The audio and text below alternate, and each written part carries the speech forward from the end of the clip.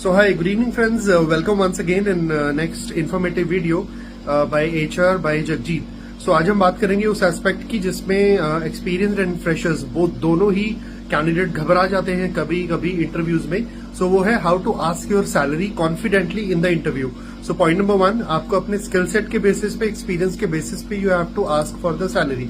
Point number 2, you have to take care of the experience and skill set matching with the job description, जिसके basis पे अगर आपका skill set उनकी demand के हिसाब से मैच करेगा तो definitely client will give you.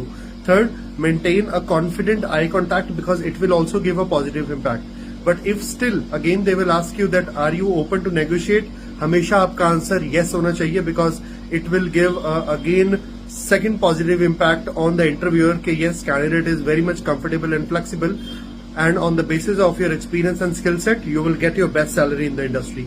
Okay, see you guys in the next video. Thank you.